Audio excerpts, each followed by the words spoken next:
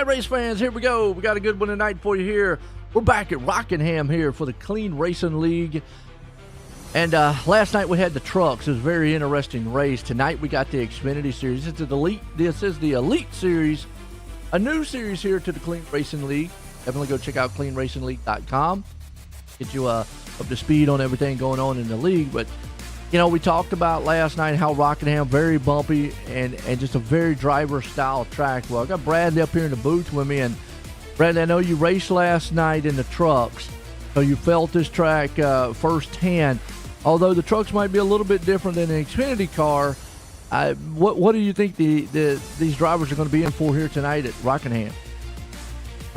I think they're definitely going to have it cut out for them. This is going to be an endurance race almost with how bumpy this track is. It's going to be kicking you around all night. And all these bumps, one tiny little mistake, that could be two positions. You never know what's going to happen with a track like this, and it's always great to have a track with driver skill like this. I know you said you did a little bit of a testing and whatnot with this car.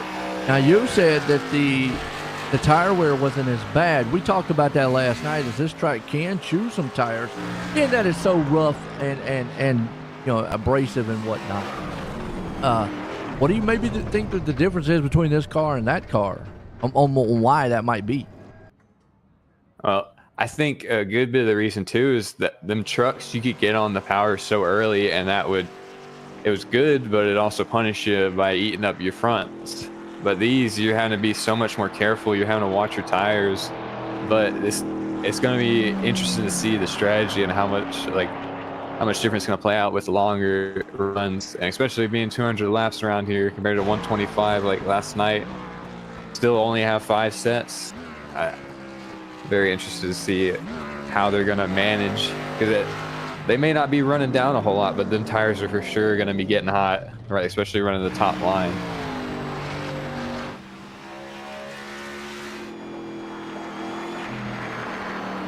Absolutely. Folks, give me 1 second. I need to make a change here real quick.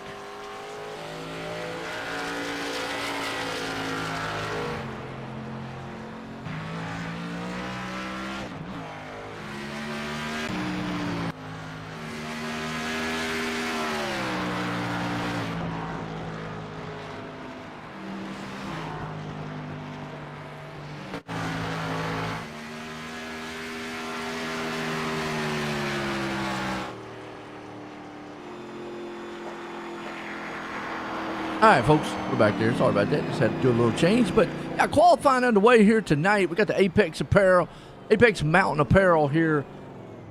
Elite Series here for the Clean Racing League. New series here. This is race number 2 of the series. Had Daytona last week, and man, what a thriller that was to watch.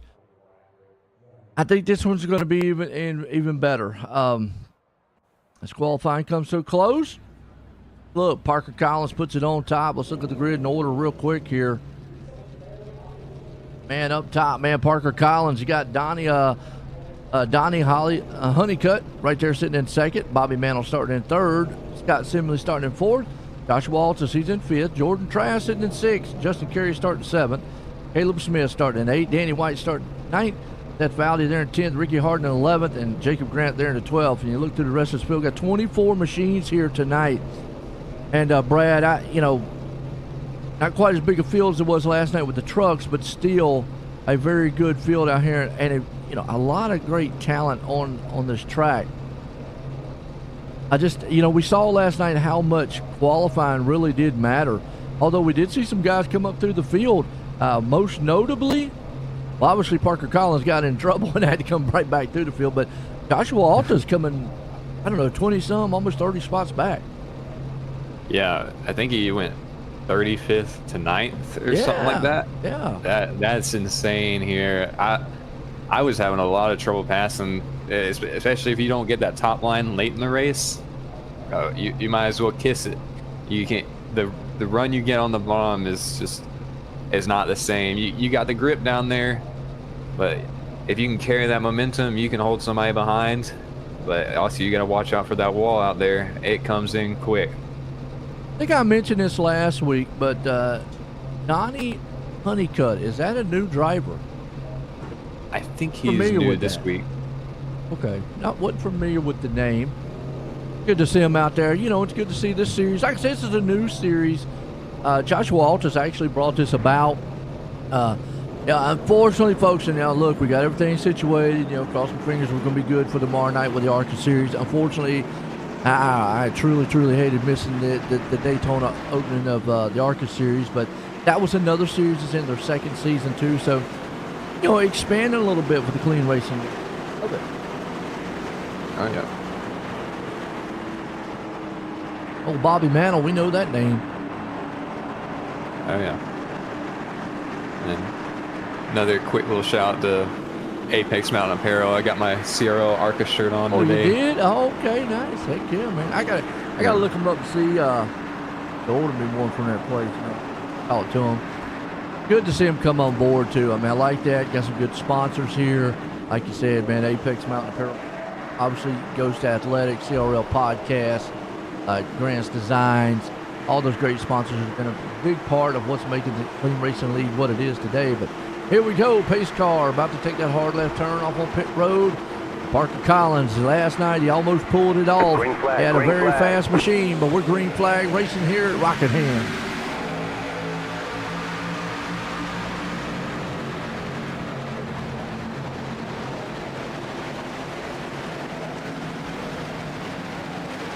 Parker with a big jump on the start.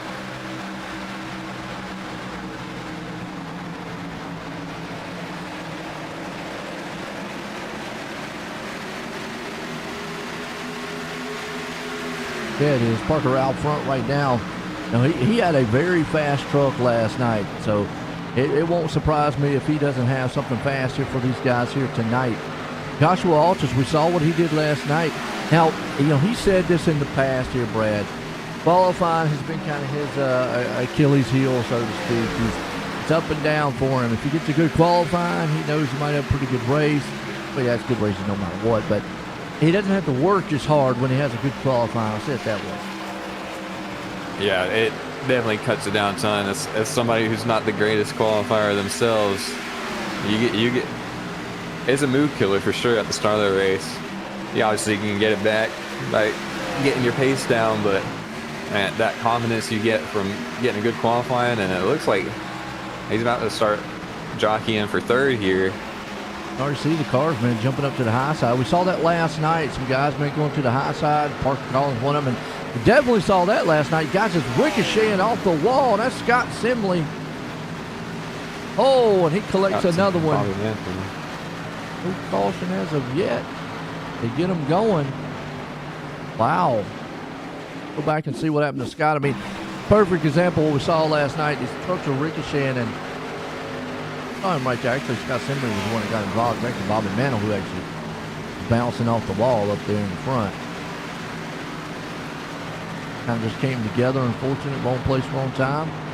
Stay green with it. Now, with that right there, I saw that last night a lot, Brad. Is that just a product of the track?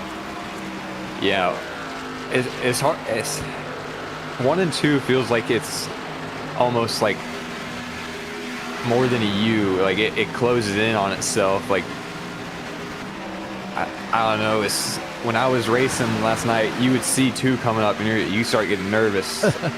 And that wall is almost like a Dover so effect, fast. maybe like the Dover. Yeah. You know, like when you come out of the turn, it kind of like throws you up into a transition there. Yeah. Hey, you mentioned Darlington too, man, earlier. This track kind of similarity a little bit there too. Kind of diming it off into the turn. You see the car kind of wants to float up a little bit. They're able to hold it down a little bit more than you do in Darlington, but yeah, coming out of the turn, I saw it last night a lot. Guys just bumping off the wall, and then with as slick as this track is, it doesn't take much, to send these cars sailing. No, not at all. Especially these Xfinity cars, they're real heavy. So you start fishtailing a little bit, it just wants to keep fishtailing. They don't have the downforce of that truck, right? Yeah, and even as much as you want to stay in it, you're gonna have to let up and just let that thing settle itself out. Jordan Trask had a pretty good run last night. He's right here in 4th place. He's trying to look and take that spot away from Honeycutt. As Honeycutt man falls back to the 5th place spot. Got Ricky Hardin, who last night got a little beat up last night, got caught up in a few messes. He's up there in the 6th. Justin Carey, then bouncing back man in his run there in 7th. Seth Fowdy, he had a dominant car last night, a truck last night, but then went up there, man, just a little aggressive racing, and then after that, the truck just kind of fell off, and Mike Kelly ran away with that one, so he's 2 for 2, but that's going to see if he can't bounce back here tonight.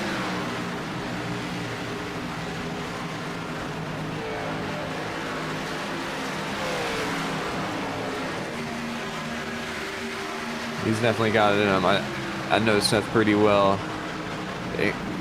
He's a dedicated driver, and he'll only improve throughout the race. Absolutely. Got his wife out there spotting for him too. So let us know who your favorite driver is out there. Who you pulling for, rooting for. Got a good one. Pacing is going to be this one tonight. I think a lot of guys tonight are going to want to kind of pace themselves a little longer race here. Out there and get it all at the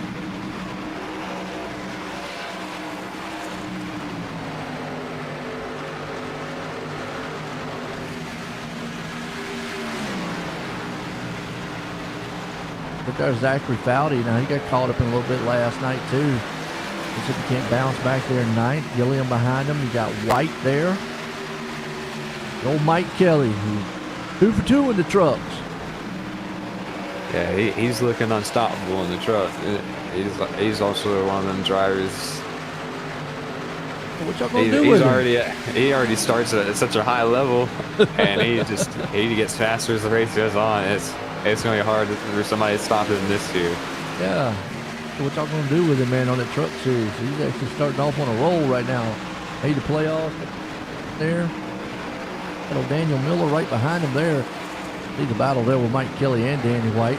Kelly's going to take the high side and take that spot away. Some other guys here tonight. Ghost Man back here in the back. I don't know how Ghost feels about this track.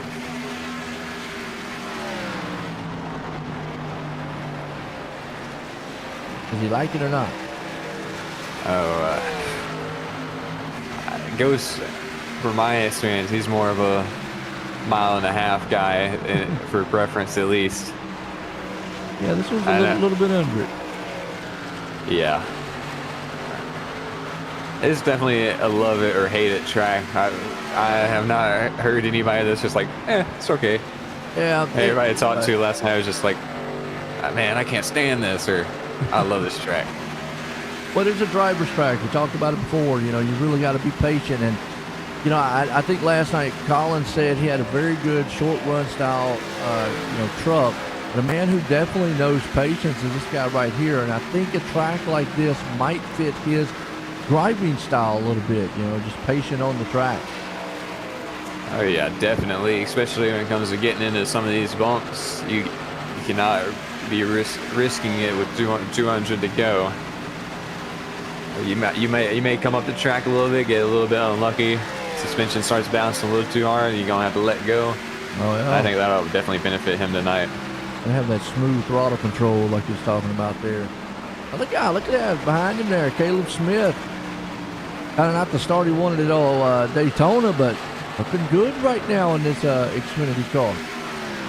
Yeah, it's been pretty awesome to see how much Caleb has transitioned from really only doing road courses to getting real good at these oval tracks now. Absolutely. Right now you see him, he's up to 3rd spot right now, 5 spots already. Jordan Trask right behind him, Ricky Hardin. Caleb, as he said, he jumped out of the booth last season. He said he wants to win one of those belts. He tried very hard in the ARCA series. Hey, he might get it done here in this Elite Series. You never know. Oh, yeah. I could definitely see it. Yeah, absolutely.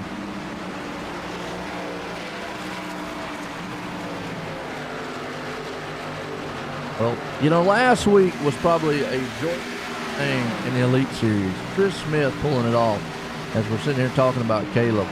So can Caleb, can he pull it off here tonight and put the, Last week, Dad won. This week, man, son wins. Yeah, get a good father-son win in. That would be I think we're dang scripting this now. Well, and it's crazy because the ARCA Series, Chris Smith won the inaugural race in the ARCA Series and beat Caleb. I mean, it was like thousandths of a second to the line that he beat him. And then in the Elite Series coming out, the inaugural race. So maybe we need the inaugural truck race or something. Bring it back, and that way, man, Chris can make it a 3-for-3. Yeah, we were talking to Chris about that. He's like, I got the inaugural wins, and y'all can't take that away from me now. That's right. Yeah, man, got some talking points there. And on the move right here, Mike Kelly. He's going around Zachary Foudy, trying to see if he can slowly but surely get himself back up there. He talked about it last night when he won. Excuse me. He said his qualifying, he messed it up. He had to run through the field. About doing the same thing here. Not quite far back as he was last night, but still having to come through that field. And, some guys enjoy doing that. Oh, yeah. It's definitely fun to do. You start... The only problem about running through the field is that you start feeling invincible, and then you quickly realize that your tires are just screaming at you. Yeah, and you also run that risk. You don't want to get in trouble and get in somebody else's trouble. Got Brianne out there says, go Gillian. Where's Gillian at? Let's see where Gillian is. Gillian's back. Oh, he's running. He's back there. There's number 10 machine going. What's he got on the side?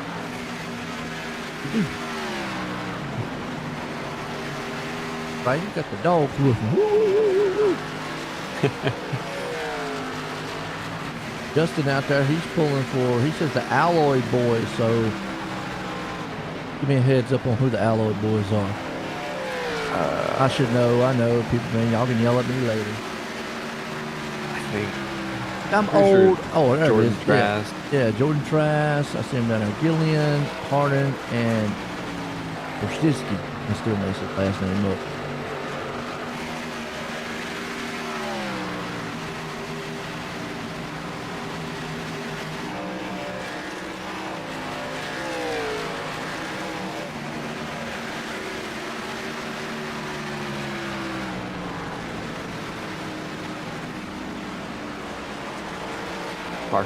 Parker up front, looking like he's managing the gap right now. That's all his game currently.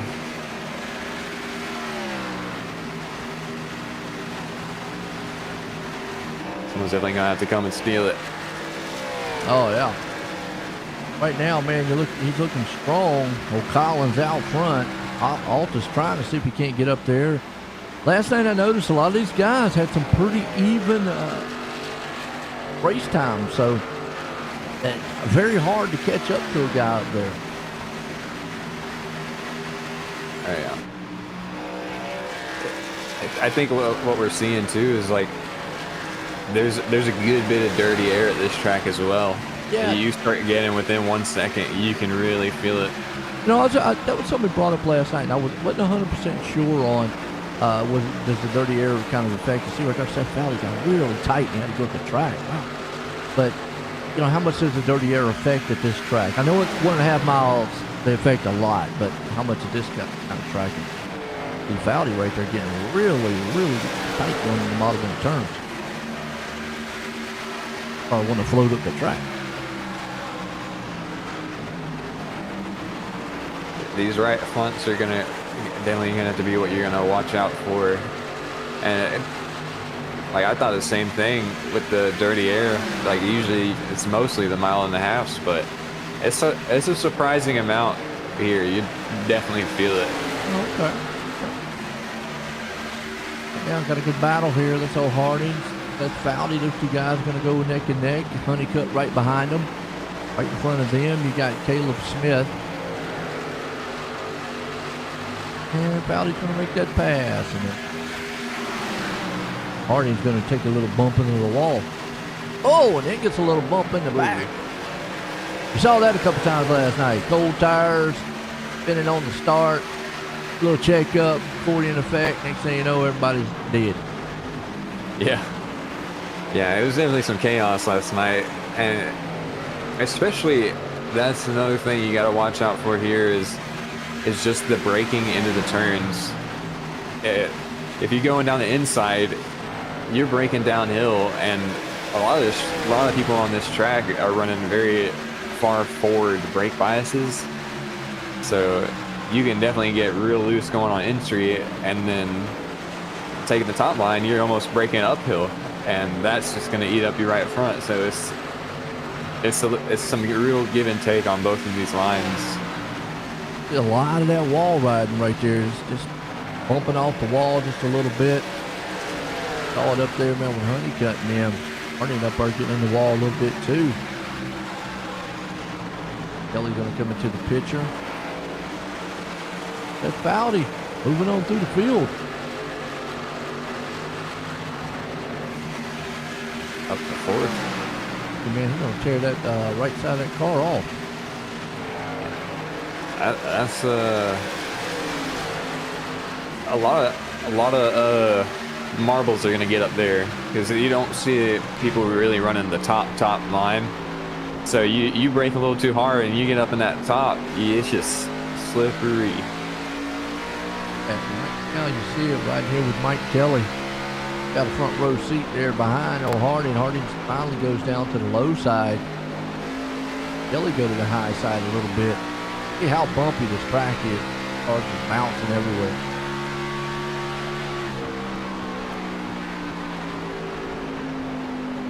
If you're in a PR motion rig, boy, I tell you what, after this one. Yeah. Sitting on a pillow or something. Yeah. Definitely gonna feel some phantom vibrations. Danny Miller, it says, is around the little wall. What happened to Daniel Miller? All that last night too. They out the wall and then hard into. That's why wheel damage. You got wheel damage. Yeah, I know. Almost like wheel damage there for a minute. Probably got some damage. Oh yeah. Hit it hard. Hopefully he doesn't have any engine damage. He can pull it back out. Back going. The man in control here right now, though, Parker Collins out front with a 1.3 second lead over Joshua Altus, who does have Jordan Trask moving in on him here.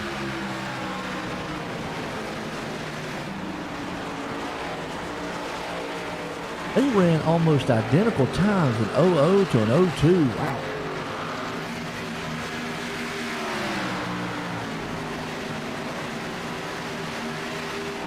Foudy's moving up through there, though. Yeah, this is definitely going to be an interesting battle to watch. Some very cool conflict to Josh Altus and aggressive and real fast Jordan Trask. It all depends. How they play out. Yeah, and I'm with you on that. It looks like, man, Altus right there just kind of you know what, go on. It's too early to be out here battling. So good move on his end. Now we can see if I keep wanting to say Trash with his name. Trash. Golden Trash. Can give Collins a run for his money. Yeah. Hoping the car don't turn into trash for him. But they keep going. That's Foudy, though, been a big mover here. He's up to fourth. Kelly, another one up 12 spots. He's got Harding right there on his outside with Gilliam. Oh, Matthew Gilliam coming through the field.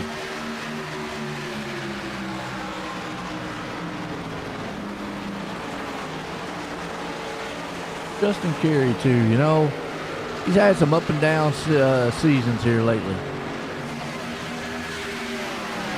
Yeah, it's tough when you start getting some bad luck and some real long strings of it. It definitely will demotivate you for the next couple races. Is you'll get in that race and just be like, oh, someone's probably gonna wreck me out anyways.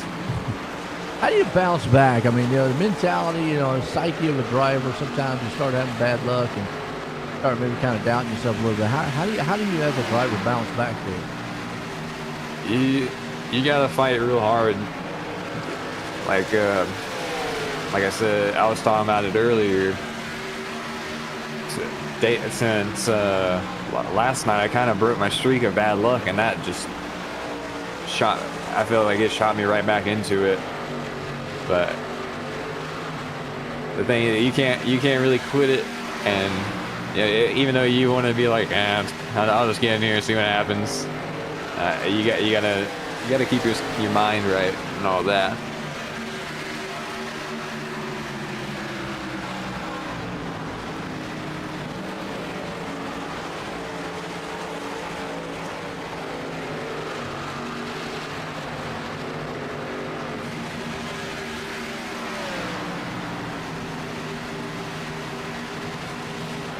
All right, well, right now, I mean, looking strong here. Justin Carey sitting up in the 8th place spot. Ricky Harden there in 9th. Caleb Smith there in 10th. Going back here a little bit, man. Ghost, man, he's moved up a little bit. Chris Smith right behind him there with Gillian. Oh, Danny White, Jacob Grant. Struggling a little bit right now.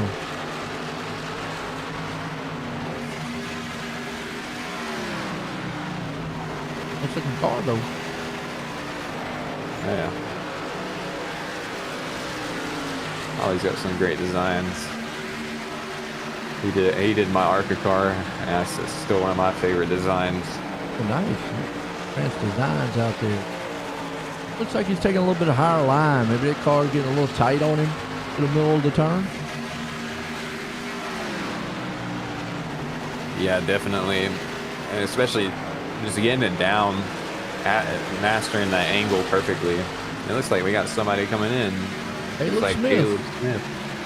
That's probably not too early. I mean, last night it was they came in, around about. I think they run 100% here. Let me get some. I know you said they got 5 sets of tires, so that's not bad.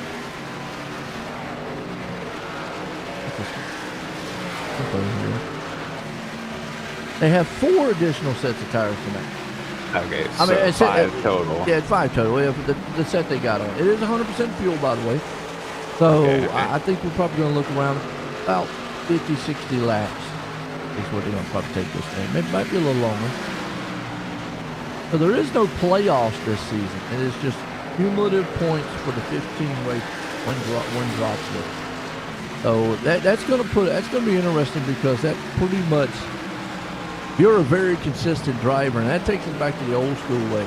Consistency wins championship. Sure, you can come out and win a lot of races, but you can also have some bad races and knock you right out of it. For me, consistency wins it, so that's what we're kind of there looking out to.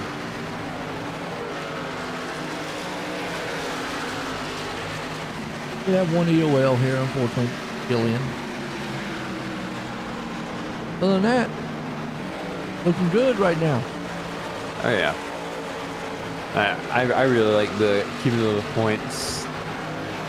Even if you aren't winning, like you said, consistency is key. And when I look back at it, sure you're going to have your top guys. I mean, obviously Parker Collins, fast right now, actually running it down.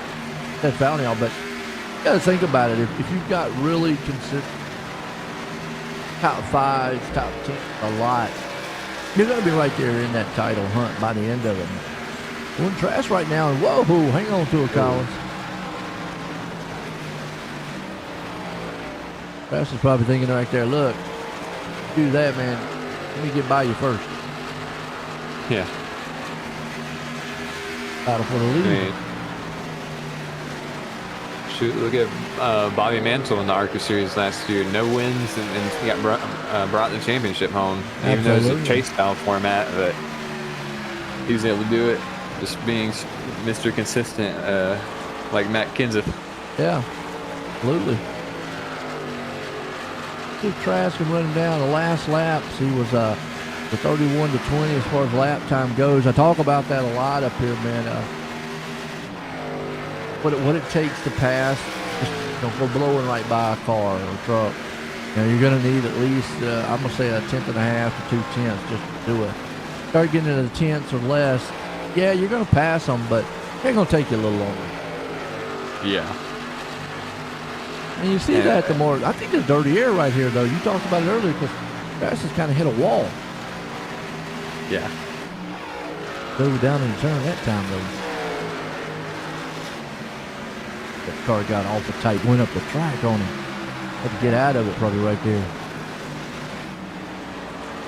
This is definitely some of the stuff I was experiencing last night. That inside lane just is so tricky. You cannot get that run, and even if you're starting to get a run, that car will just push right up on you. Looks like you can get on the inside going in, middle off, though it looks like it wants to climb up the track on you. Collins right now just holding it, kind of middle all the way through.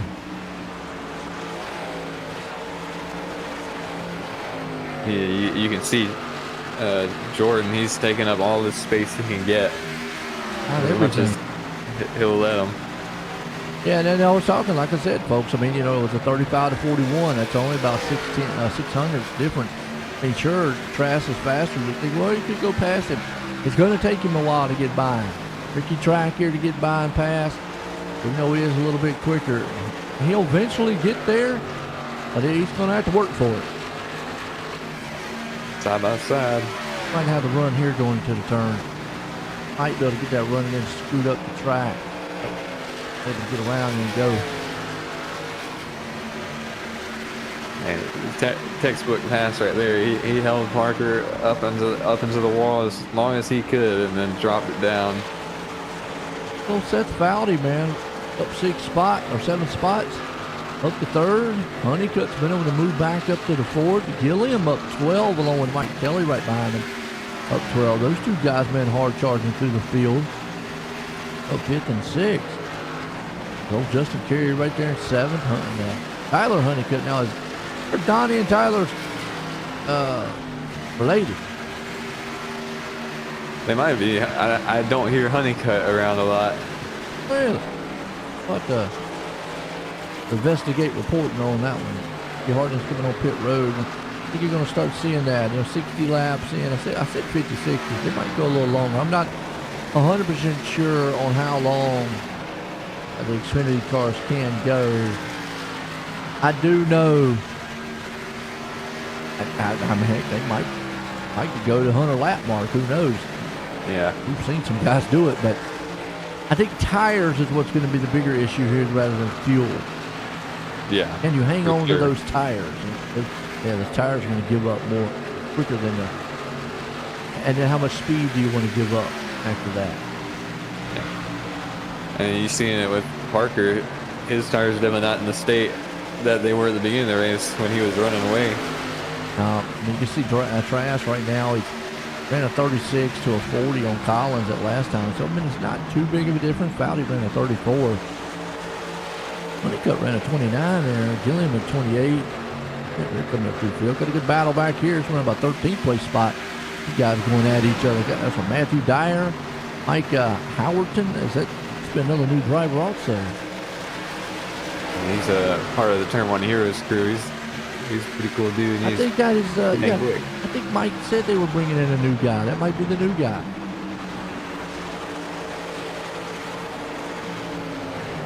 What team are you on? A long shot. Oh, long shot. Okay.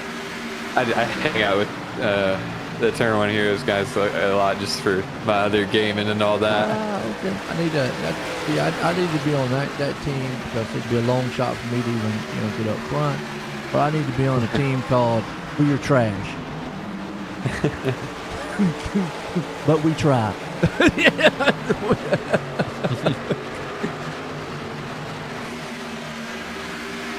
We're here every week. How's that? Right now, Brad Miner? What's that? Got another new one? I don't hear his name either. I don't remember seeing him.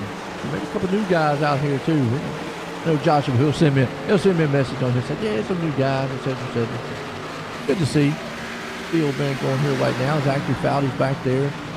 Mike Kelly's on pit road. Oh, look at Ricky Harden on the new tires, flying past. Oh yeah, he's looking new and he feels great. Feels like Superman. Kelly's on pit road, so Yeah, I don't know if they're going to make it to that 100 lap mark tonight. Maybe 75, 70. Collins and Fowley's on pit road. I'm going to say 70 might be the stretching point. Yeah, I would say for sure. The trucks last night, we were able to run about 60 laps till we were empty, and it was definitely stretching it there on the trucks. That's 70% fuel y'all running that. Yeah. Well, Jordan Trask on pit road, so 67 laps in. Gonna give it to Honeycutt. Hang on to it there, old Fowley. Some mess ups like last night. Been clean and green so far here tonight. Got some pit stops happening right now. Leaders are on pit road. Sends it over here to old Donnie Honeycutt. Man out front with Matthew Gilliam right there behind him. Race number 2 here in the CRL Elite Series here, presented by Apex Mountain Apparel. We'll check out Apex Mountain Apparel online. The yellow flag is out. And yellow flag is out. Mike Kelly. Oh, man. Let's watch what happened. Wow. He just came on pit road, too. Oh, just same thing last night. Just lost it. Yeah, I was just about to say, you really have to watch these tires coming out when they're cold. They get so snappy. Wow. Tell you what, Donnie Honeycutt, man, loves it because he had pitted. Actually, the top 11 did not pit. They're loving that caution right there. Yeah, Parker, Seth, Mike, they got their work cut out for them now. Unfortunate. Brass went a lap down, too. I don't know if he got the lucky dog. I think he might get the lucky dog, but unfortunately, Ricky Hardy's going to stay a lap down. Collins will not get the lucky dog. I'd like to do a wave around if he's going to do it. Okay.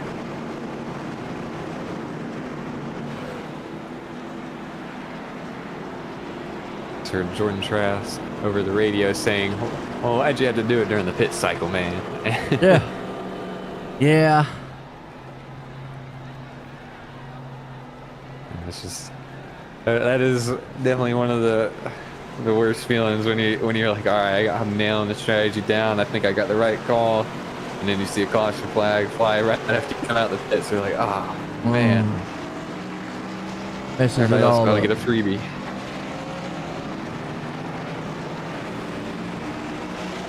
See who puts it back on pit road, or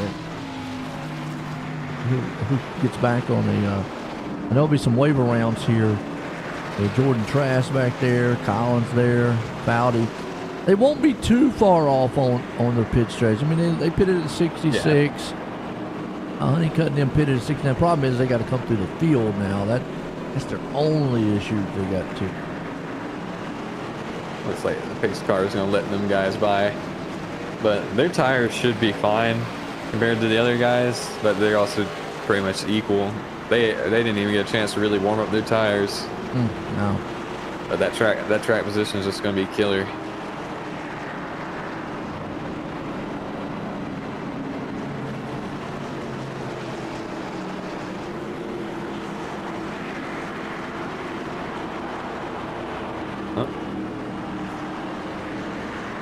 Seth's going to have to do it all over again. Yes, he is. Right back to the field. A little bit further back this time.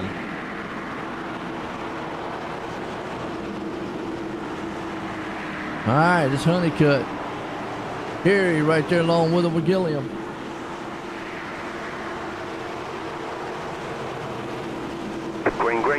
Green flag. Back racing here at Rockingham. And boy, I'll tell you what, Honeycutt gets the jump out front. Gonna leave him back there in the back. Let's see some of these guys back there.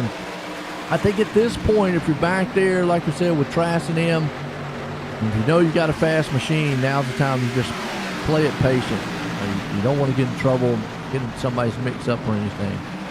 Yeah, especially on these first few laps, you never know what can happen. Everybody's sorting themselves out.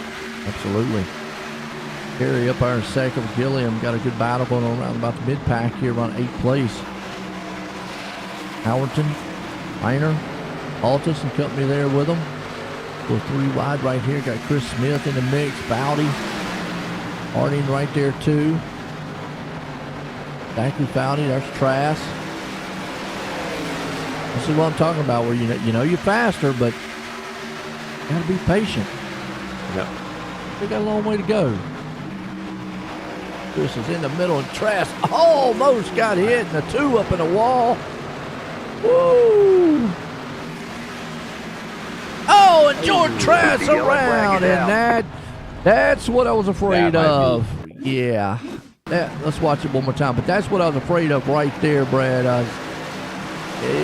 Patience. You know, I know you want to feel like, I've got the fastest car, urgency, but you see this right here, and I'm just better to. He's a little loose right there, and he saw that too. Right now, what I'm going to time, I'd probably backed out of it. Oh, Chris just bounced off the wall. Nothing to do. Wrong place, wrong time. Wow. Yeah. That's the interesting thing about this track on iRacing is that this wall will bounce you pretty hard.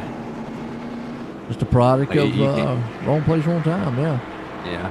You can't really slide along the wall and get away with it. Ain't get hardly no Darlington stripes, huh?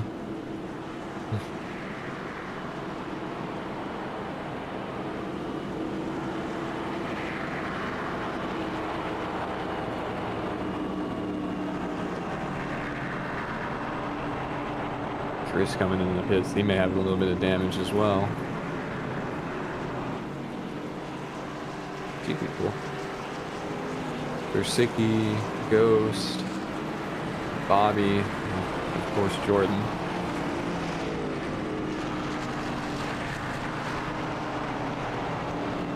Let's see.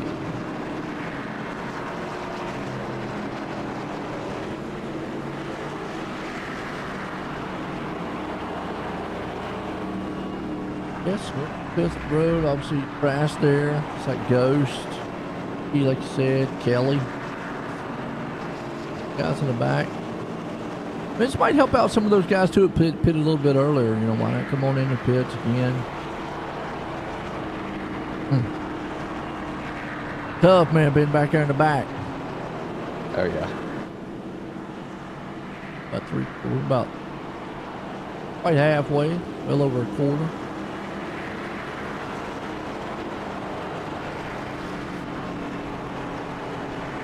Thing too is everybody's going the exact same place where you want to go, and it's just managing that.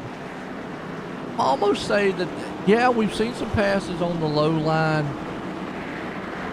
but it seems like it's close to being a one groove track, but you can pass, like I say, on that lower line. Yeah, I think a lot of it is how the tires wear. I'd say like these early lap tires will definitely see a lot more on the inside, but once they start pushing, you're gonna have to just hang it up and let that car settle in the middle. Absolutely. Right now it's all Donnie Honeycutt out front. Gary right there with him with Gilliam. Grant. Altus, pace cars in. We're going back green. Rockingham here. Green. Green flag. And you see, man, Honeycutt gets the jump. Gilliam comes on the low side there with Carey. And Jacob Grant up there, too.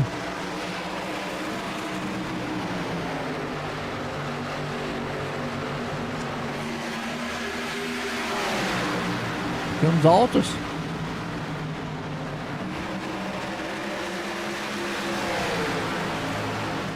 I'll say, do you think about taking a 3 wide? Not quite.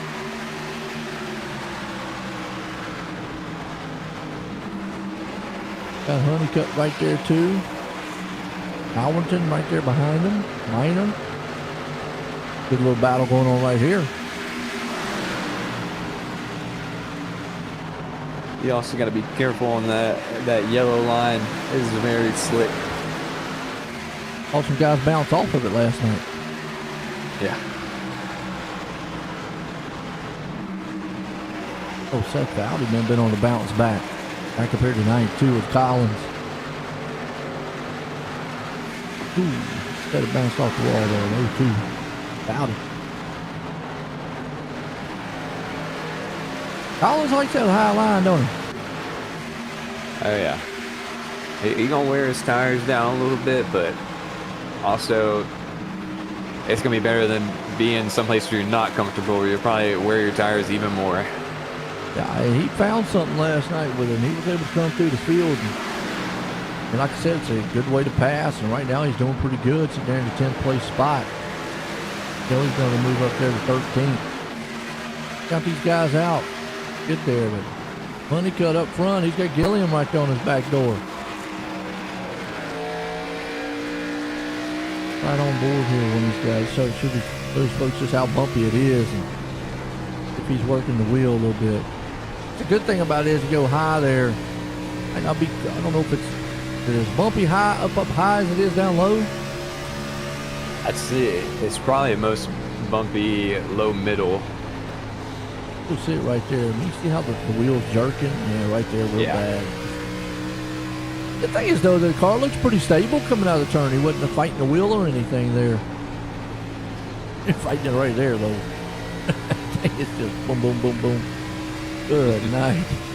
Yeah, you're gonna have some sore shoulders. Like out there 4x4.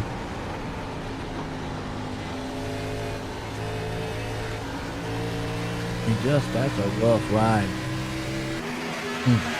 Battle for the lead, though. See if he can get it done on the inside. So he might be able to pull up in front here. No, we hate to see that I have trash. something to say about that, though. Yeah, in front of him, though. I hate to see that trash, man. Wrong place, wrong time, man. Like you said, man. Tough break on your end. Yeah. Caught in the back on the one caution with stopping it. Wrong place, wrong time. Yeah, always a heartbreaker. That's why Altus up here almost pulled off last week's win, Daytona. Yeah. Just barely. It was a few hundredths of a second. He was back. Gonna win one before it's over with. Good consistent driver. That's another one. So we were talking about the championship. That's what I go back to. And Altus just reminds me of one of those just old school, consistent style drivers. Mark Martin. Yeah. He's always going to be in the hunt, whether you see him up there or not. Yeah, that's what I'm saying. You might say at the beginning of the race or middle of the race, man, Altus is doing terrible. He's back in the back there. Next thing you know, by the end of it, he's up front. Where'd he come from? Yeah. I've had many times like that in the truck series. I'm like, oh man, I'm beating Josh. Like I think I'm doing pretty good. Yeah. And then he's 10 spots ahead of me by the end of the race. I'm like, oh, I didn't even see him pass me. Yeah, it gives you both the confidence, and all of a sudden rips it away from you. Yeah. Oh, Justin Carey, good to see him have a good run here tonight. I mean, past champ too, and had some rough couple seasons here in the last several ones, and like we was talking about earlier, just needs to kind of find that groove to get back in. And I know he's got the speed and the skill to do it. Just needs to maybe get that confidence back, maybe. Yeah. It's key. Grant. Every time you feel you got a chance to win, it's always a poor time. You know, Trash, man, that sums up some races right there. Because you definitely got fast cars. You know, there's no taking away from having a fast enough car to win. It's just sometimes some guys just always seem to be in the wrong place at the wrong time and get caught up in all kinds of mess. Yeah, they got a magnet in their bumper. Yeah, absolutely. He's gonna put it together. Trash is gonna get it. He's gonna get a win. I mean, I know it. I can feel it. Got too much skill, too much speed out there not to. But it's almost like Foudy too. Foudy's another one. It just seems like, you see him up there week in and week out, and then always just something at the end, just bad luck strike. Who do we used to? Who was running But I didn't see him last week, matter of fact. Who's that used to run with the Altus all the time in the truck series? Oh, is it Rob? Yeah. Sherwood? Yeah, Sherwood. Yeah. I don't remember seeing him. I'm not sure if he was there. I think he was there, but he's another one there. That one time, it seemed like he was always out front leading. Then something happened at the end of the race and just wouldn't win the race. It's just like something was bad happened to him. So he finally got it put together, but just there for a while, he ran through a bad luck. Man, they ain't had too much bad luck, Mike Kelly, especially in the truck series. Man, 2 for 2 right now. You know, he made the playoffs last season. The season prior, remember, he came in, I think it was about, a couple races in. He had to race his way into every season. He didn't have a charter, him and Scott Simley. And I know Mike Kelly and Scott Simley from another league that I used to do years ago. And so I knew their speed. I knew when I saw them, I went, man, this is going to be a good fit for them here. Clean Racing League. We don't have a lot of caution, some really good racing, some good talent. And I knew those guys had really good speed. And obviously, in the first season, they qualified for all the racing. He won, I think, 3 races that season. And then next season, they bought their charter. And he made it to the playoffs first time. And now he's already in the playoffs here in the Truck Series again. So, yeah. I think eventually, if he puts it all together, he's probably going to be a champ. Like last season, he seemed to have a good string of bad luck. He did. That kind of kept him out of it. Right at the wrong time, too. At the wrong time. He had the speed early on, and then he just had the bad luck right there at the wrong time. Look at Honeycutt coming back up under Gilliam. Out for the lead right there along with him. Oh, no problem, man, Trask.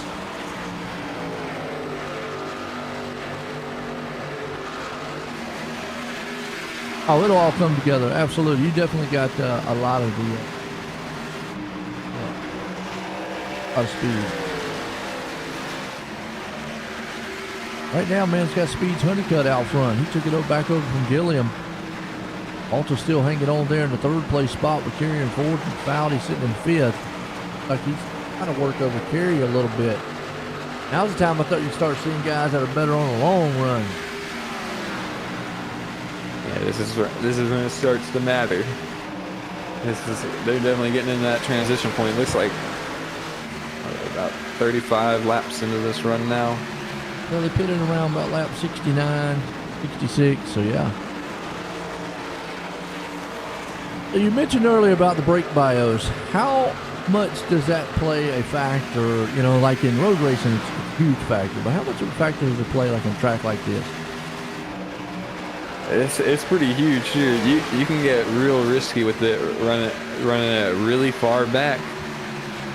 Barely have to touch the brakes and you feel like you're lightning quick. But if you just get on a little too much, you can see you would have something similar to what happened to Mike Kelly on that one caution. Just get loose in the turn and slide all the way up the racetrack. But then you can also go real far forward, but you risk locking it up since you're getting a lot of uphill braking out here as well. And it's going straight on. Yeah, we got Fowdy. He's trying to work over Carey, but you got to be very careful to do it. Take it easy. It's starting to peak on him. A touch faster that last time, though. He ran Carey was a little bit faster that lap. It was a 78 to 83. So they're one lap to one fast. Next lap, they're kind of back and forth. Yeah, that's what I'm starting to see Trask too. It's like a lot of these cars, after a while, they start kind of drifting up the track middle off. Been a little bit tight.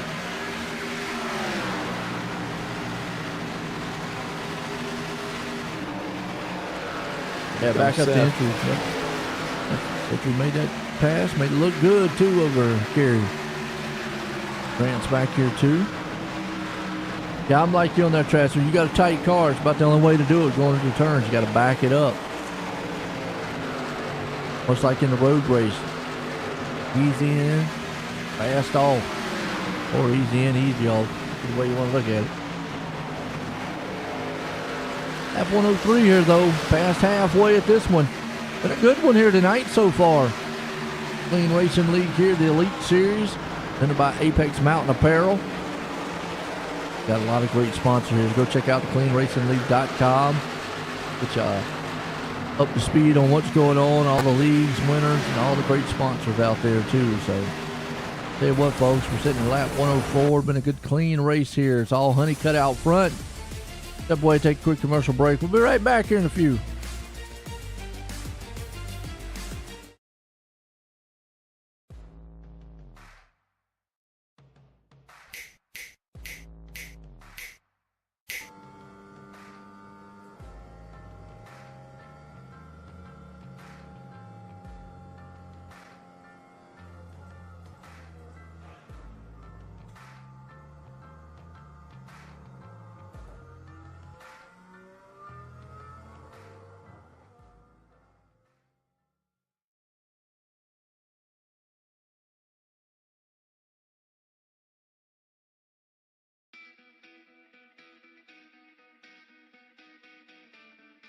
Welcome to Team Red, White, and Blue.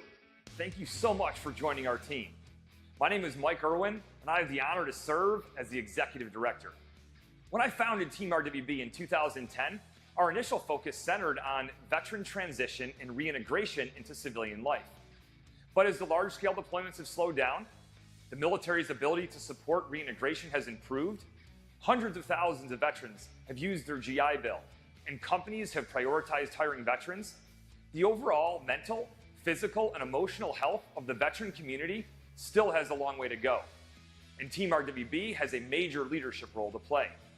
And that means that we need you.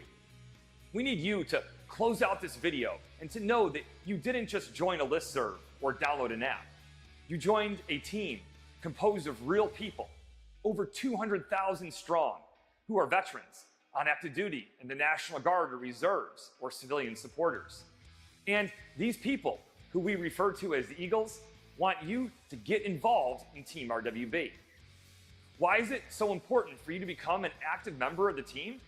Because when you do, we know that it will improve your mental and physical health, help you to develop new and meaningful relationships in your life, and provide you with a sense of purpose that comes from belonging to something bigger than yourself. Over the past decade, veterans struggling with the invisible wounds of war and post-military life have told us how important physical fitness has been to them. Running has helped veterans battle nightmares. Triathlons have helped with headaches, and CrossFit has enabled them to sleep better. These fitness activities, along with others, have made them more confident and healthy people.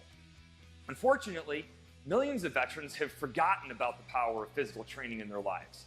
So as you get involved and see the power of Team RWB in your own life, I hope that you feel inspired to reach out to other veterans and encourage them to follow in your footsteps. In closing, I want to again thank you for stepping forward and joining Team Red, White, and Blue.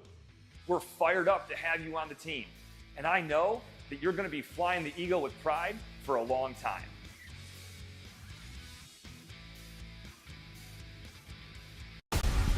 There's an immeasurable bond that forms when you join the service. You'll do anything to protect and defend those at your side, and pushing the limits of your well-being is all just part of the job. But when this shared experience ends, it's easy to carry that mission-first mindset with you and neglect your own health and mental fitness. Team Red, White, and Blue understands these challenges and knows that together we can show veterans that their best days are ahead by providing opportunities to build healthier lifestyles right where they live and work. Through races, service projects, workouts, and a cutting-edge mobile app, our members develop a sense of camaraderie and mutual support. With a growing force of over 200,000 strong, we invite all veterans, families, and non-military supporters to start putting their well-being first. Team Red, White, and Blue is forging America's leading health and wellness community. Will you join the team?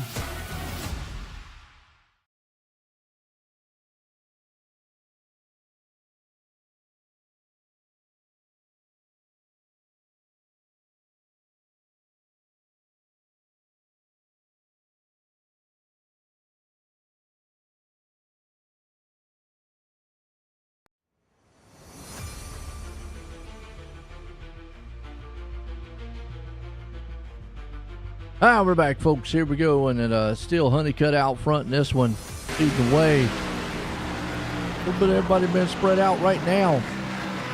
That's got about a 2.5 tent lead here over Gilliam. Audie's trying to close in just a little bit. Curious to see. I mean, I know they're going to have to make another pit stop before this one's over with. Yeah, for sure. It's real interesting to see how evenly matched these two guys up front are. They're just, you'll get an overtake every now and then they're just glued to each other for a while. Far so good. Cutting here. Gilliam. Back there on that back bumper again, so battle for the lead.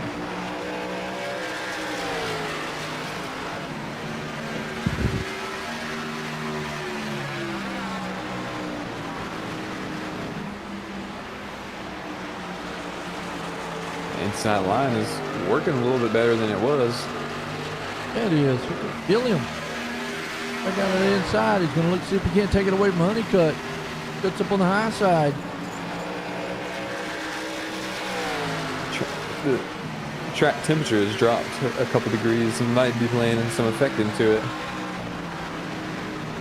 All right. About the cars a little bit because he doesn't seem as tight as what he was either. Gilliam. It passed looked pretty clean. Yeah.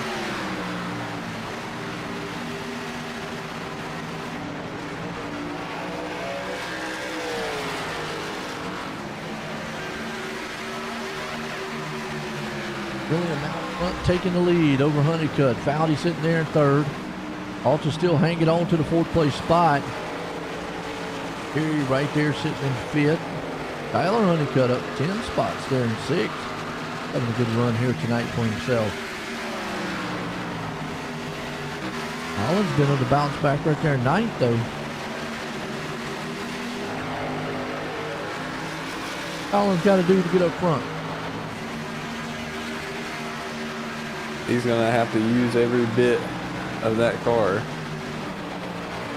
That's for sure.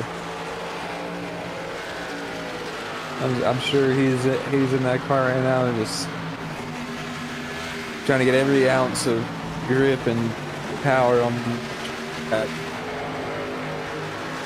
I'm figuring they went about 70 laps last time, so they go to about lap 140 when they should pit.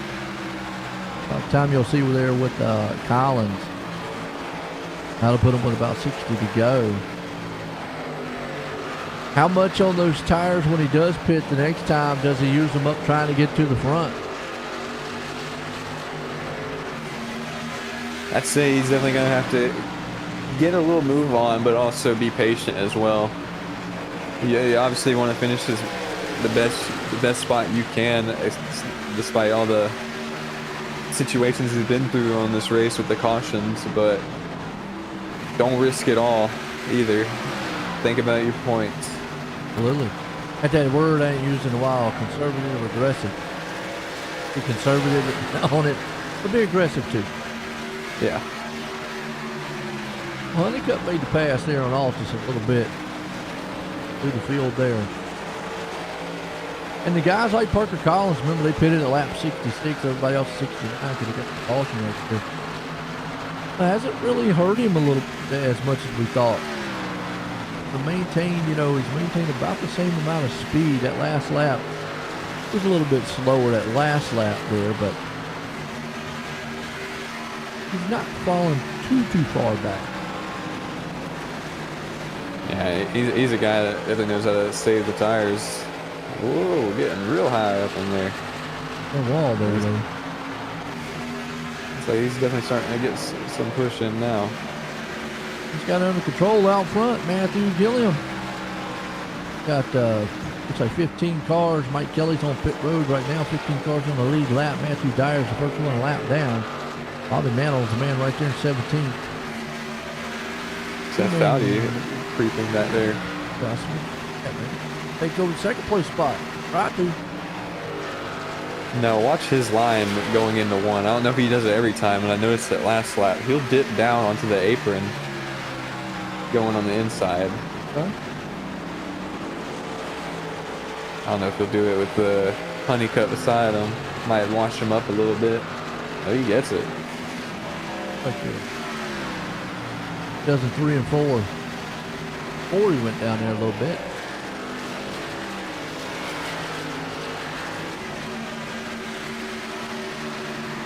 Good run right now. And there, there he he goes. went.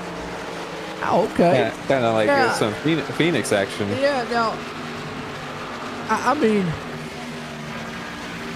is that help? I mean, I gotta say it's helpful. He's sitting in second, but I mean, is that helpful, or could that hurt the car or hurt the tires worse?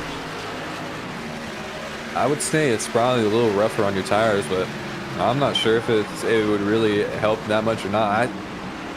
I'm not bold enough to try that. That looks scary. Yeah, I mean, obviously he's been able to make it work. He's right here in second. I mean, way back in the back, and I've never seen it done at a track like this. And especially with such a aggressive transition from apron to track. Oh yeah. And as bumpy as this track is, anyways, you don't want any more bumps. I wonder that these cars are not just, I mean, just super loose, as bumpy as the place is. Mm-hmm. You'd think it would walk those rear ends out from under. Yeah. I definitely think there's probably a good bit of it that's making the car sit a little bit more too. That could be like a counterbalance to that. Okay. Honeycutt having a good run, up 12 spots in fourth. Got old Justin Carey there, who's having a good run in himself in fifth. Alta's falling back a little bit. Tires might be giving up on him as Seth Valdez on pit road. A little early. That lap 140 was 70 laps. This one, He's one of the ones that came in early too.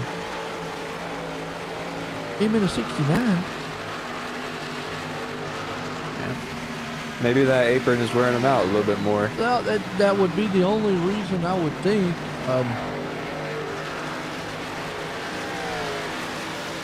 I mean, normally I would say track position, but this track really, unless you've got a huge lead, and we're only talking maybe 5-10 laps to go.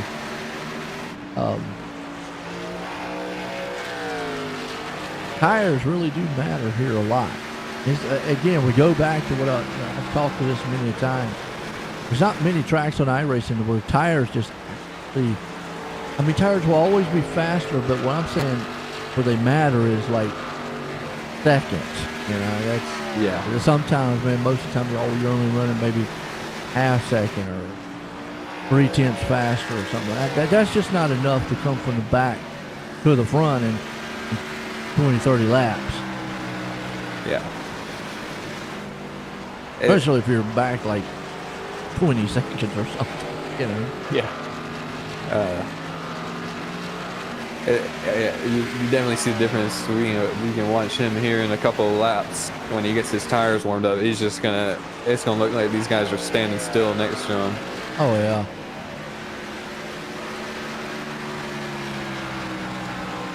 Back on the track right now.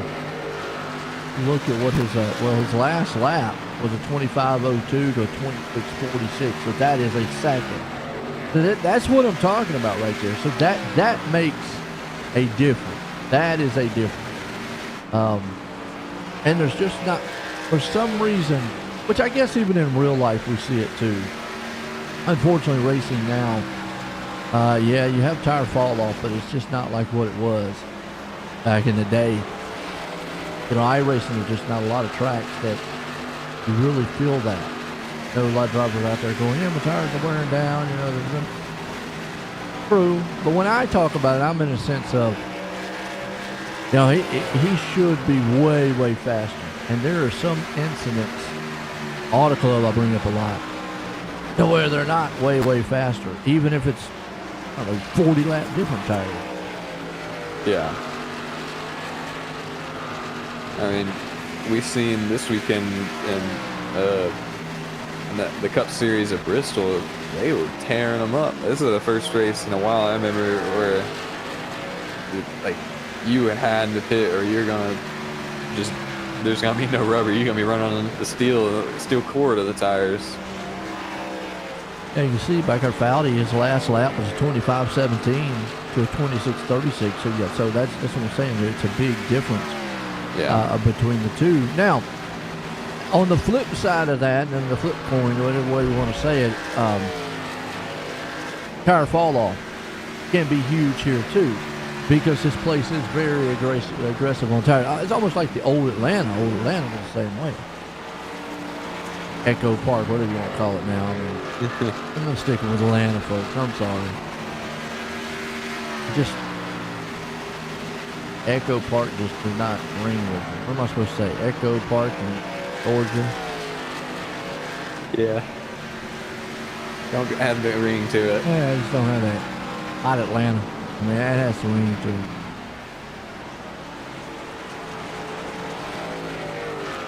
A few more drivers pitting in here. Yeah, Kerry, Grant, Ham, Ghost, Pit Road. Here's to see when Gilliam's going to make that pit stop.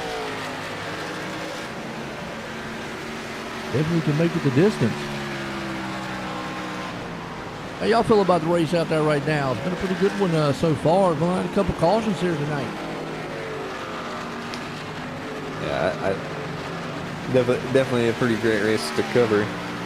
Very interesting ways to pass, depending on the tires, and then cautions always bring some spice into it, and seeing how everybody's gonna adapt to everything. Absolutely. I don't want to get too far ahead of myself because we've got a great race going here in the Elite Series. But tomorrow night, folks, tune in because we got the second race of the ARCA Series, and we're going to USA International. That is if you're not familiar with that track, it technically is a fictitious style track. I don't know why iRacing put it on. It's not running. It's actually not even there anymore, I understand.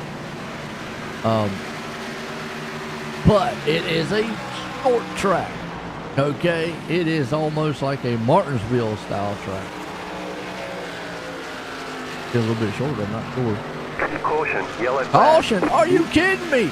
Another caution with the pitch going on. Wow, you want to talk about some timing, but Ghost Man. Boy, this one here. Oh, and he just lost it in the 46. Tried to get around, couldn't get around.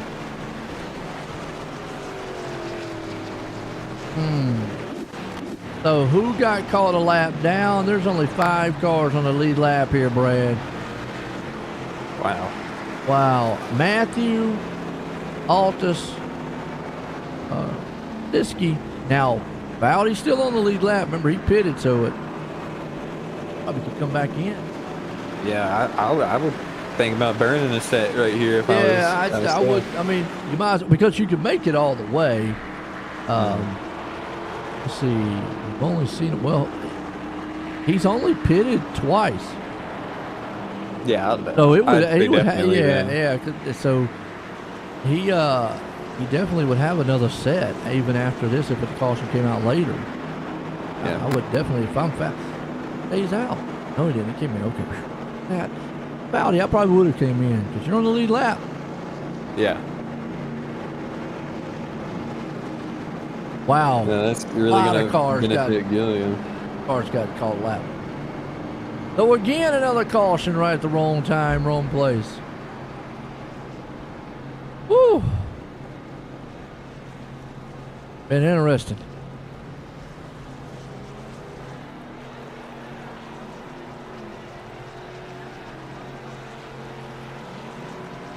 How'd he beat him off pit road, though? Foudy did not pit. Come on, Foudy. I don't. Maybe he believes in his tire wear right now. I don't.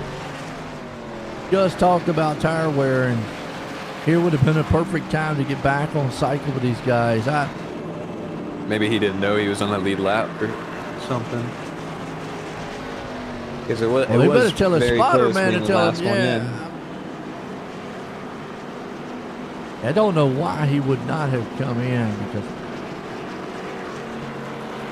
because he's going to be every bit of almost 15 lap older tires. And no, it don't sound like a lot, but on this track, we're talking that could be huge. Yeah. You got to look. Even if he would have came in on the tail end, he would only been back in 9th place.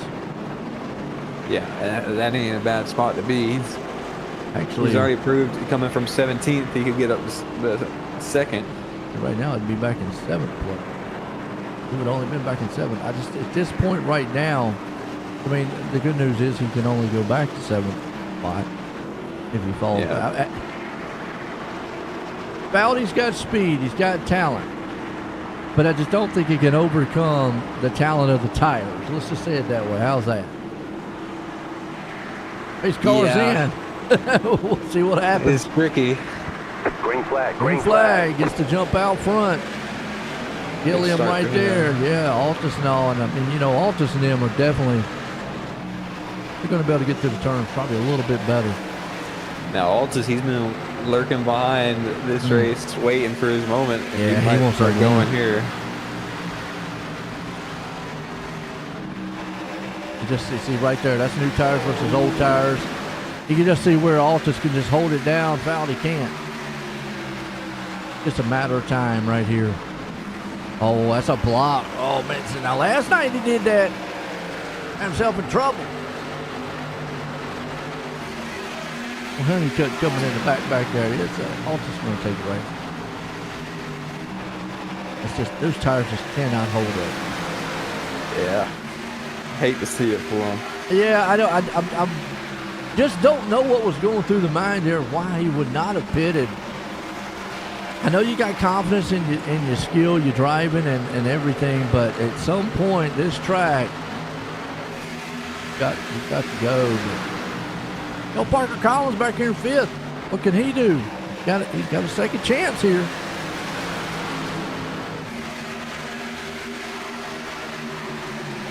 Go time. On the right level tires with these guys.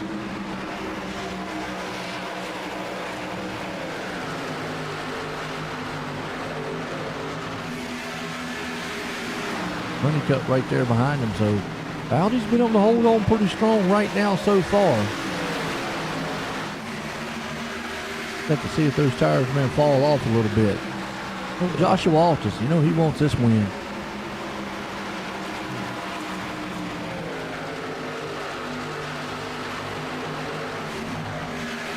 Gilliam right there in 4th. Allen's in 5th. David Brabisky up to 6th. Matthew Dyer.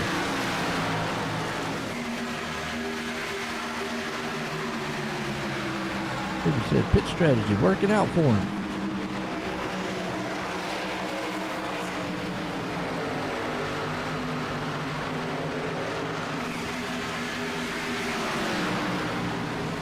The cars been trying to get the lap back. Jacob Grant, Justin Carey. Let's see if they can't get back up here. Maybe get the laps back, but all Altus out front. It was odd that they didn't get their lap back with the caution. That the pace car didn't let them through. Just noticing that. Valdi didn't pit. Oh yeah, yep, that's right. That's why, and that's. Now that's all right, folks. If you're new to NASCAR, I'll explain. You have what they call the lucky dog. If you're the first one a lap down, and you weren't involved in the wreck or didn't cause the wreck, you were the first one a lap down, you will get an instant, the lucky dog. You'll get it waved around, and you get back on the lead lap.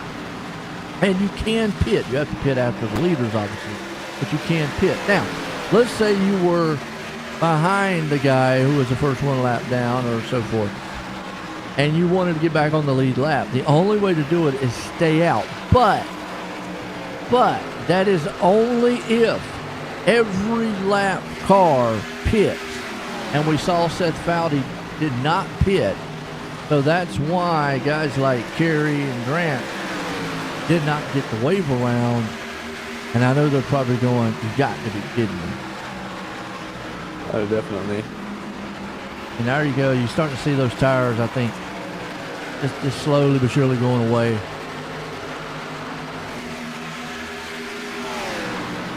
Now, I don't know, we were sitting up here trying to figure out why he would have done that.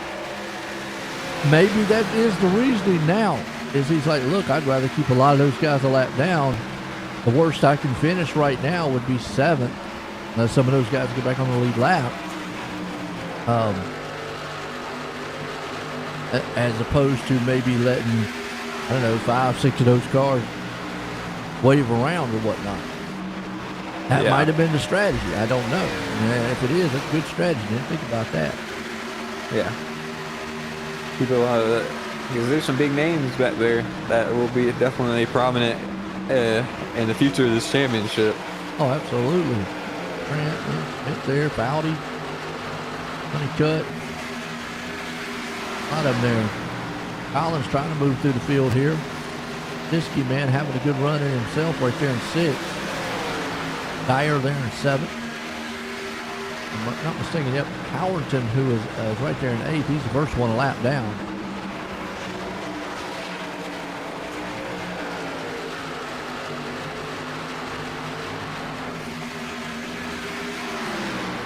Matthew Dyer all the way back. About 2.5 seconds back. Appreciate it, world. Been a great race. I mean, it's a good one. And old Honeycutt, he's going to get back up here and try to see if he can't take this thing back away from Moa Altus. He's trying to sneak up in there. You can see his car just taking them little looks down on the inside. He's like, what if I can do this turn? Absolutely. We're hanging on for dear life. Up on the outside there. Oh, we got a good run. I don't know what happened to Altus right there, but he had a heck of a run. Had to almost get out of it.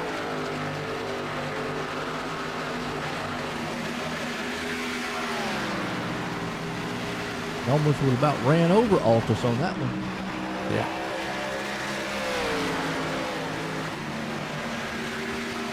You're going for all the drivers? Hey, you can't lose that way. Don't blame me. That's me. I got some guys out here, man, pretty good guys, but I'll just say, look, man, any one of these guys can win. Honeycutt right now trying everything he can. Yeah, 7 on the lead up. We were just talking about. We just had a caution that got a lot of them trapped a lap down, and then Seth Fowdy stayed out. So it didn't allow a lot of those guys to get their wave around, so it kept them a lap down. Baker Grant's on pit road for some reason. Wow. Unusual pit stop. But comes Collins trying to take 4th place. Who's going to be the one you have to watch out for by the end here? If he can just get up there. He's about 1.8 seconds back, though, from Gilliam. He's going to need some help here. You can still see Fowdy's giving him a rough time getting around him. They go past. He's going to set his sights on trying to get to Matthew. I think at this point, Collins is probably going to need a little help from the guys up front. You cut out a bit there. What did you say? I said at this point, I think that Collins is going to need a little help from the guys up front. Definitely. But he also does have that clean air right now. And he can enjoy that for a little bit while he tries to catch up. What in the world is honeydaws? I was doing honeydews. Oh, my bad. I said, what in the world are honeydaws? I can't read. Don't mind me. English is hard. Honeycutt right now behind him. Got Gilliam right along with him.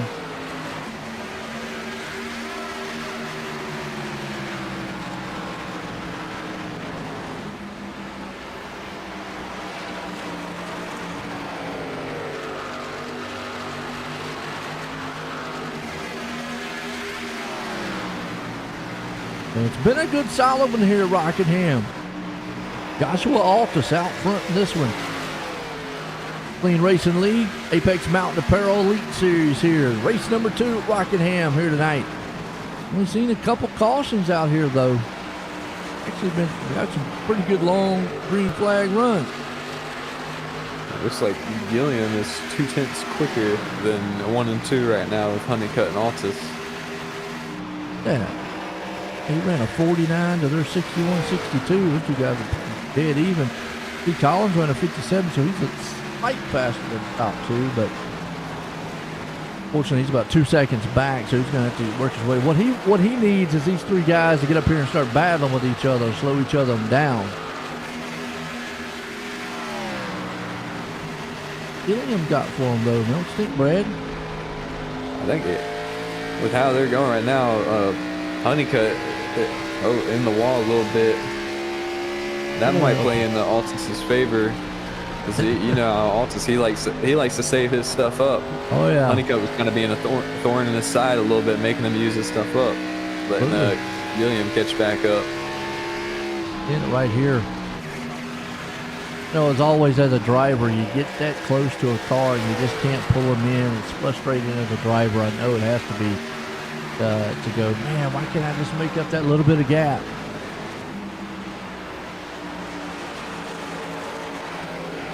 Talk about that dirty air earlier.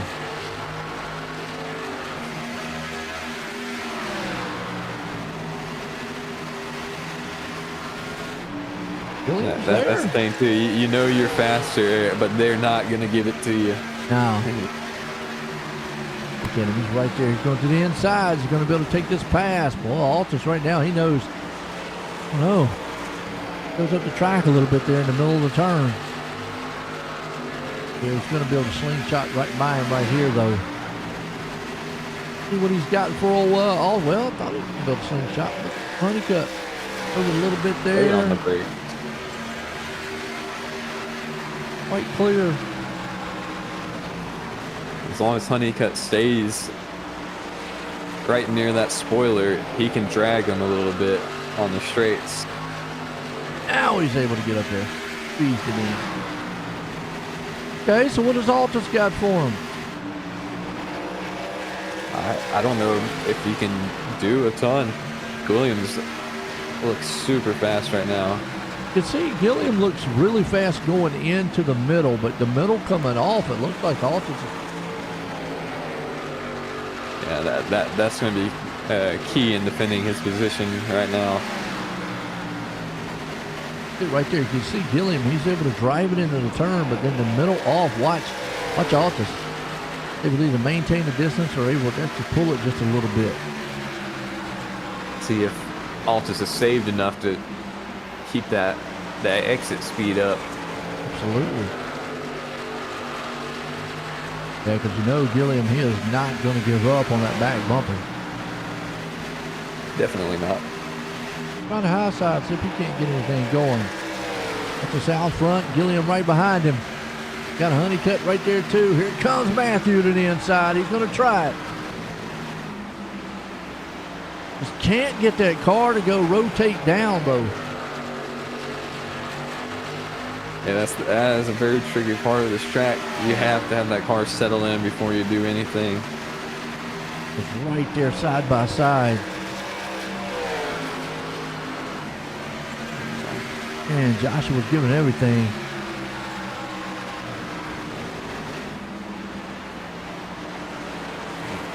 Yeah, Altus. Looking like a road racer right now. It's super late on the brakes. Altus, man, just will not give the lead up. Not easily, anyways. Be a Honeycutt can get involved in this. They keep battling like this. And the thing about it, too, is the more Gilliam stays on that inside lane, the more he's going to use those tires up, too. Yep. Especially that right front. You can see him washing up more than usual. Yeah, they are some cool cars. Yeah, I mean, and you see it right there, being on the inside like he is. I mean, it's going to eventually. I mean, if Joshua can hold him there, eventually Gilliam might have to drop back, cool the tires off a little bit. He's still got a little go. Try that here. Oh, and that's what he wants to see. You know, I mean, now if Altus keeps doing that, he won't have to. Yeah. 20 to go. Quick here at Rockingham. Joshua Altus out front, up 4 spots. Matthew Gilliam up 15. He tried it. There goes Altus. He got the wall. That's the mistake that Gilliam needed. Took the lead. Are you kidding me? Wow. He pressured him. Like you said earlier there, Brad. He put the pressure on him.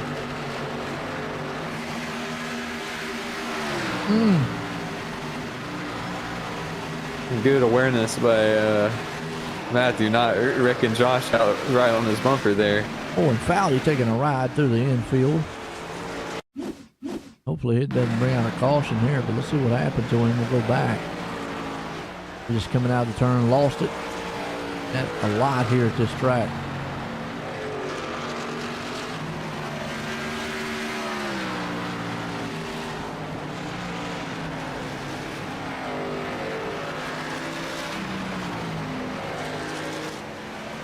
Bounced off the wall. Seen that a couple times. Oh, yeah.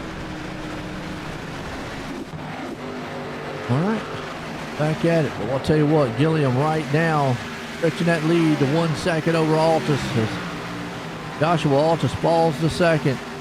Honeycutt right there in third. You see a couple of the machines back there who made some pit stops, lap cars on newer tires, just making their way through the front. Collins right there. Collins was able to gain a little bit on Honeycutt. He's got a shot to get to that third spot.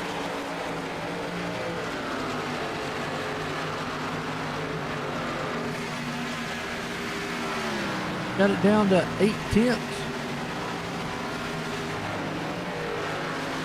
He ran a 03 to 34, so he's definitely running a lot faster. Oh, yeah.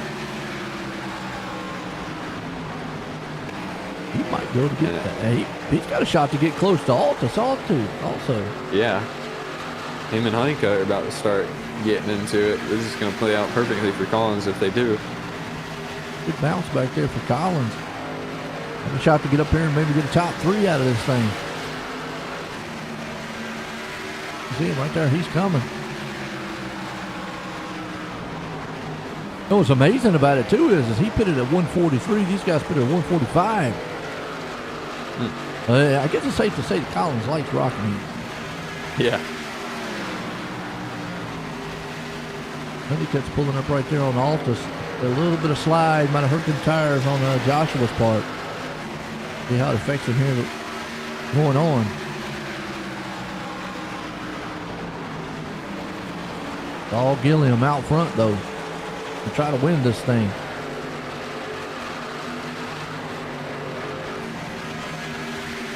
That's Collins' big run. Yeah, it is. Gonna work on, man, old Honeycutt here. Honeycutt goes high. Collins is gonna go down the low side.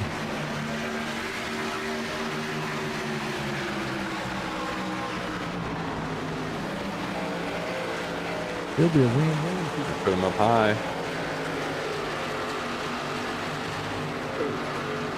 A little bit of contact. Okay, not bumping. Hurt anybody. Trades the paint. Balance it inside. Third place. Gonna see if we can't take it from Honeycutt.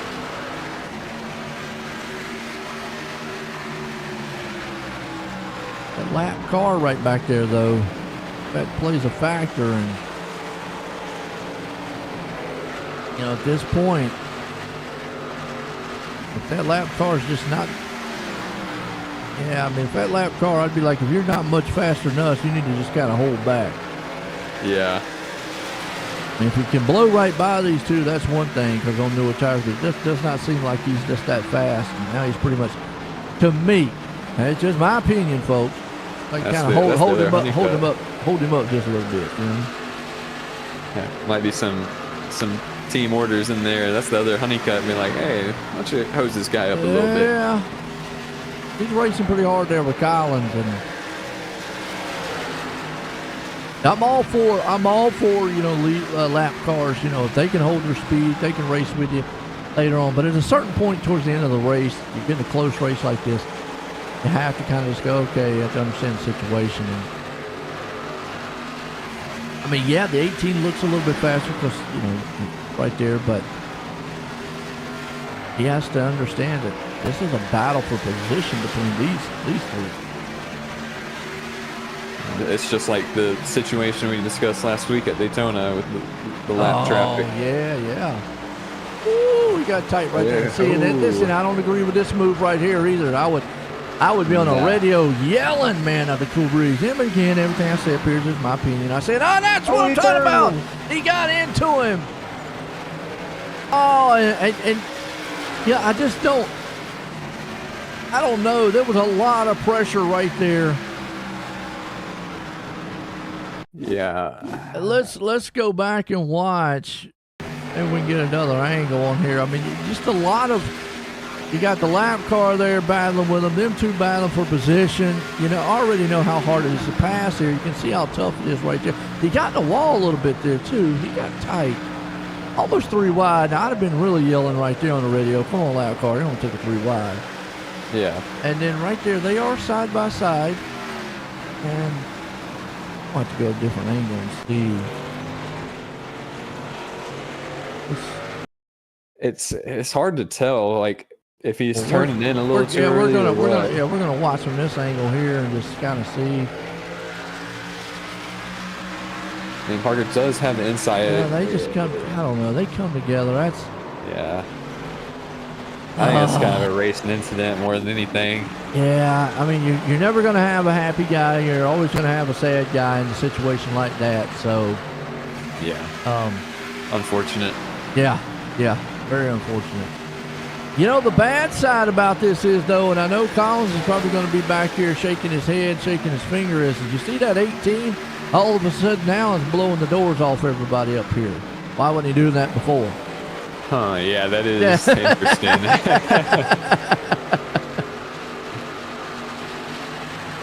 Hey, I'm with you, Tom. Yeah, so I mean, we'll bring up the devil's advocate up here and play a little bit of, you know, this and that, and the 18 will go, now he's blowing the doors off it. Why didn't he do that while they were racing? Because he had all the time in the world to do it.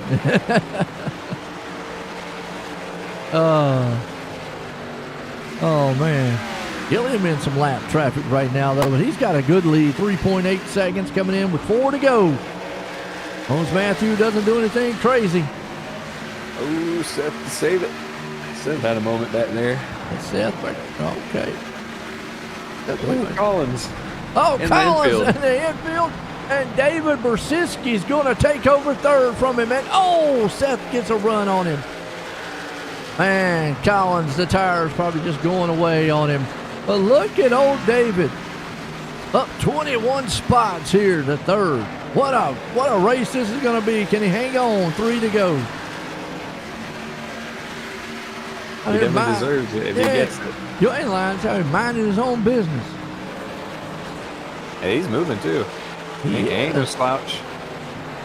He actually was about 4/10 faster than Altus. He's running about the speed of the leader. He's got a chance to take second place here. David He's going to have a run on Altus here. Yeah, white flag one more time. We know Matthew, as long as he doesn't mess it up, it's all his. Let's watch this battle here for second and third. Does he have it? Man, look at the run he's got on that high line. Wow. Oh, if he doesn't catch the wall, though, Joshua's going to squeeze him a little bit in the turn. 3 and 4. Matthew Gilliam's going to win, but David Bersiski is going to bring this thing home in second place. Joshua Altus is going to bring her home there in third, but that man right there, Matthew Gilliam. Wow, what a win for him. Patience. Well, Brad, what a finish this one was exciting. Oh, yeah. Our top two, 17th and 24th starting out. We were talking about patience during this race. That's the prime example right there. Absolutely.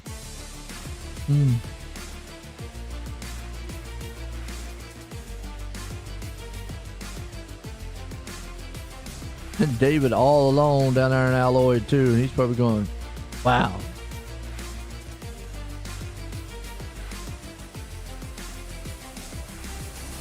There's Josh. Well, We'll bring up Josh up here and let's get a word with him. How's that, Brad? All right.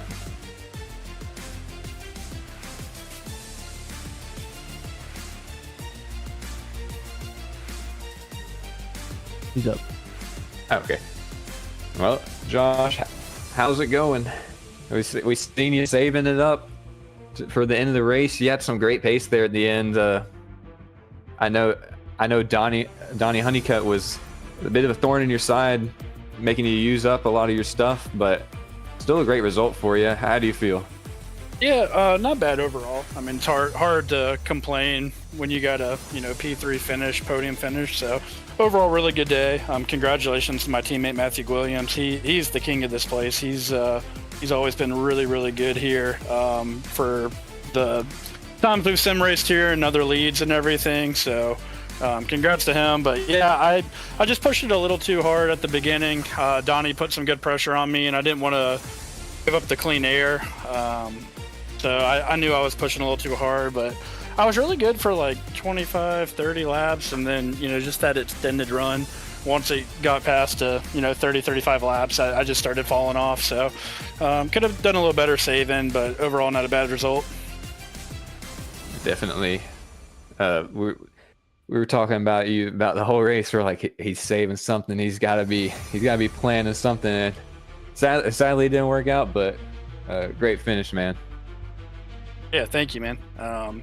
Just want to give a shout out real quick to Apex Mountain Apparel for sponsoring the league. Drew Hodges, everyone go to apexmountainapparel.com, get you a cool t-shirt. Bradley, I know you ordered a couple, looking fresh in your CRL shirts by Apex Mountain Apparel. Right, so be like Bradley and go get you a t-shirt.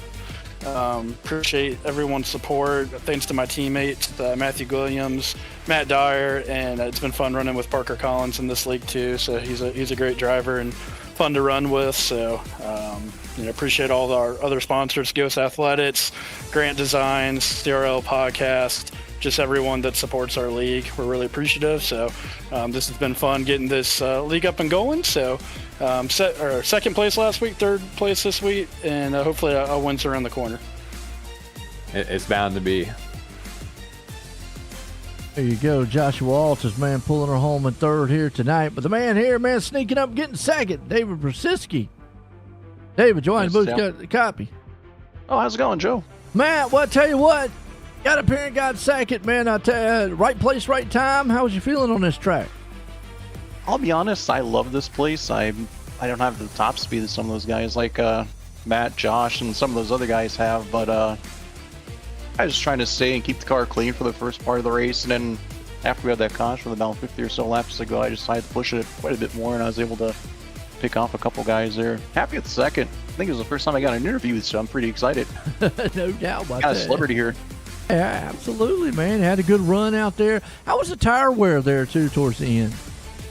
I was actually running around like 60 or so laps. I think at the end of the race I had about 65% left on the right front. So I was in total save mode for the first probably 150 laps. Like I said, I just wanted to keep the car clean, and I was having fun, to be honest.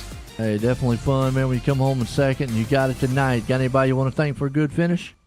Yeah, I want to thank the guys who run the league. Of course, Josh for running the Elite Series, letting us run here on Tuesday nights.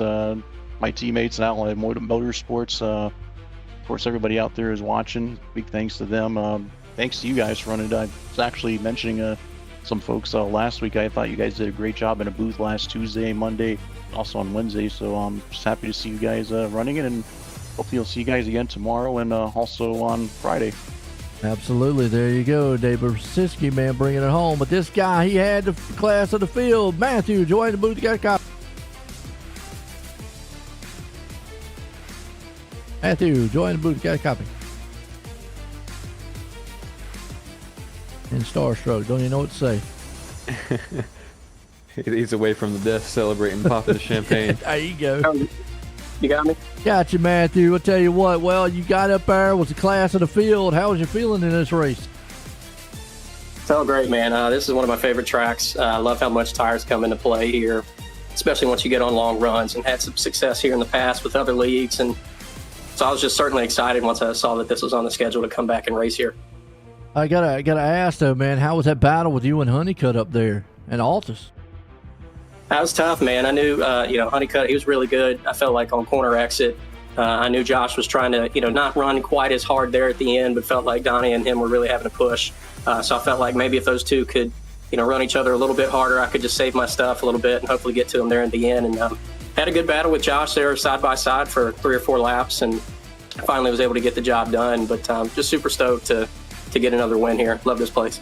Hey, definitely got the win. Got a dominating fashion out front here tonight for the CRL Elite Series presented by Apex Mountain Apparel. You got anybody you want to thank for the win? Yeah, Texaco Haviland, Coca-Cola. Obviously love running Davey Allison schemes. My mom even gave me the middle name David because of him, because that was her favorite driver. Apex Mountain Apparel, Ghost Athletics, Grant Designs, everybody at CRL, Caleb, Chris, Jacob, Rob. Got to thank Josh Altus, of course, my teammate, for putting this together here with the Elite Series as well. And just super stoked to get back into it with both the trucks and this, as well as ATC. And got to thank you as well, Joe, and all you guys do from OSR. Just super happy to be a part of this again. And shout out to my cousin, Drew Hodges, again, owner of Apex Mountain Apparel, for everything he's doing for the series. And my fiance, Desiree, as well, for letting me compete. There you go, Matthew Gilliam, man, bringing them home tonight. Let's look at the results order out here. That's because it was a good one here at Rockingham. A lot of great, man, finishes here as Matthew Gilliam brings it home. Brzezinski, man, pulling her off for 22 spots up to second. Joshua Altus finishes out third. Seth Fowdy got to fourth. Parker Collins there in the fifth. Finished the fifth. Matthew Dyer up in sixth. We got old Donnie Honeycutt. He finishes out in seventh. Tyler Honeycutt there in eighth. We got Justin Carey spinning on back in ninth. Mike Howerton back in 10th. Abraham Ghost up in the 11th. Zachary Fowdy in 12th. A look to the rest of this field, folks. It was a good one here. Brad, it was a wild one there at the end, though. Yeah, I'm so glad we get to watch these CRL races, because even if there ain't cautions, it gets crazy at the end, and it just goes to show that clean racing is probably the best form of racing. Absolutely. Well, folks, we're going to leave Rockingham. Tune in tomorrow because that one's going to be interesting. Archer Cars here for the Clean Racing League at the USA International Speedway. But for myself and everyone, have a good night.